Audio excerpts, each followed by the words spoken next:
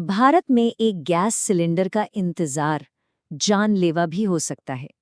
आजकल एलपीजी संकट की खबरें तो बहुत हैं, लेकिन आज हम उस कहानी को समझेंगे जो शायद हेडलाइंस में नहीं दिख रही। चलिए इस मामले की तह तक चलते हैं। ये जो संकट है ना, ये सिर्फ आंकड़ों या पॉलिटिक्स का खेल नहीं है। इसकी एक बहुत बड़ी मानवीय कीमत है और इस कहानी की शुरुआत एक बेहद दुखद घटना से होती है। तो ये कहानी है पंजाब के बरनाला जिले में रहने वाले 66 साल के भूषण कुमार मित्तल जी की। हुआ ये कि 13 मार्च को वो सिर्फ एक गैस सिलेंडर के लिए सुबह से ही कड़ी धूप में लाइन में लगे हुए थे और घंटों के इंतजार के बाद वहीं पर कार्डियक अरेस्ट से उनकी मौत हो गई। और जरा सोचिए, ठीक उसी दिन जिस दिन भूषण कुमार जी की मौत हुई, सोशल मीडिया पर हजारों पोस्ट आने लगे और सबका मैसेज बिल्कुल एक जैसा। मेरा सिलेंडर सुबह 11:45 पर बुक हुआ और 12:30 बजे डिलीवर हो गया, कोई कमी नहीं है। मतलब हजारों पोस्ट एक ही टाइम पर, एक ही स्क्रिप्ट के साथ। ये कुछ ज्यादा ही अजीब इत्तेफाक नहीं है? तो बस यहीं से हमारे सामने दो बिल्कुल अलग अलग तस्वीरें उभर कर आती हैं। एक वो जो लोग जी रहे हैं और दूसरी वो जो उन्हें बताई जा रही है। तो एक तरफ देखिए जनता की असली हकीकत। यूपी, पुणे, नोएडा, दिल्ली, हर जगह मीलों लंबी लाइनें। फर्रुखाबाद में 75 साल के मुख्तार अंसारी की भी लाइन में ही मौत हो गई। कालाबाजारी का तो ये आलम है कि सिलेंडर 6-6 गुना ज्यादा कीमत पर बिक रहा है। और तो और लोग अब गैस के ट्रक तक लूट रहे हैं। और दूसरी तरफ सरकारी बयान। पेट्रोलियम मंत्री का कहना है घरेलू सप्लाई पूरी तरह से सुरक्षित है और प्रधानमंत्री कहते हैं कि ये तो बस पैनिक बाइंग है, लोग घबरा कर खरीदारी कर रहे हैं। तो भाई एक सीधा सा सवाल दिमाग में आता है, अगर सच में कोई कमी नहीं है, कोई शॉर्टेज नहीं है, तो फिर सरकार ने अचानक सिलेंडर के दाम क्यों बढ़ा दिए और सप्लाई पे राशनिंग क्यों लगा दी गई? अच्छा, इस पूरी पहेली को सुलझाने के लिए ना हमें समस्या की जड़ तक जाना होगा और इसकी जड़ हजारों किलोमीटर दूर एक जियोपॉलिटिकल हॉटस्पॉट में है। पहले जरा डिमांड का स्केल समझिए।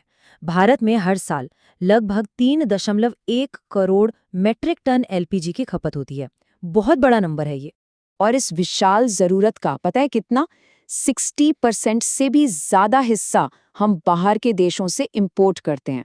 मतलब देश के आधे से ज्यादा किचन विदेशों से आने वाली गैस पर चल रहे हैं। और बात को और भी ज्यादा गंभीर क्या बनाता है पता है? ये कि जो गैस हम इंपोर्ट करते हैं उसका लगभग 90% हिस्सा सिर्फ और सिर्फ एक ही रास्ते से होकर भारत आता है।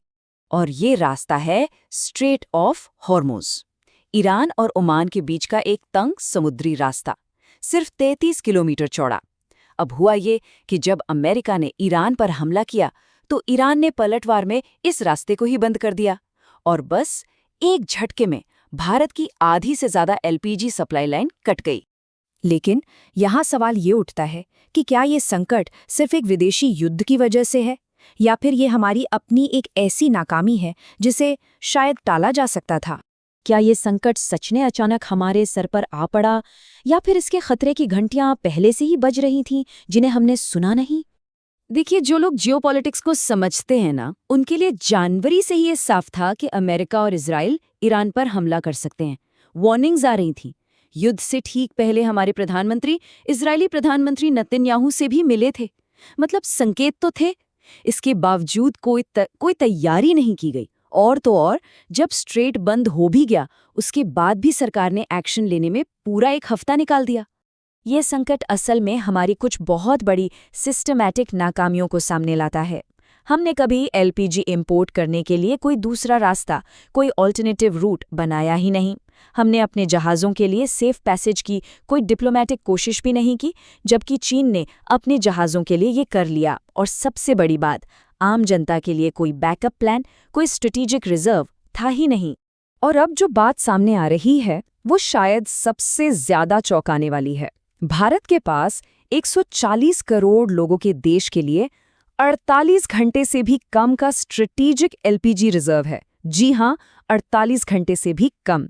हमारी पूरी की पूरी सप्लाई चेन लगभग रियल टाइम इंपोर्ट पर चलती है।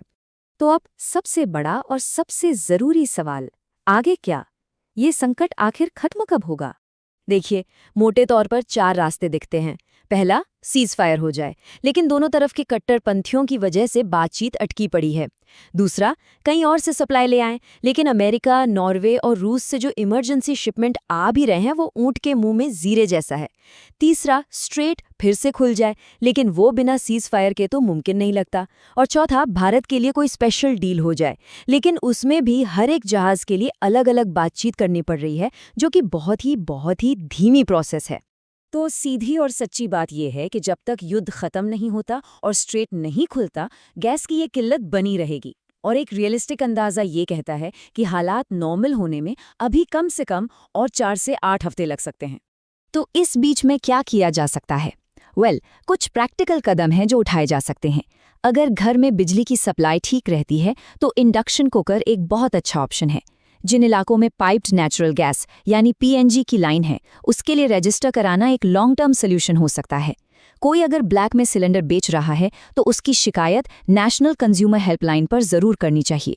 और सबसे जरूरी बात, घबराकर अतिरिक्त सिलेंडर जमा ना करें, इससे सबकी परेशानी और बढ़ती है। और आखिर में कहानी घूम फिर कर वहीं आ जाती है जहां से शुरू हुई थी, इसकी मानवीय कीमत पर।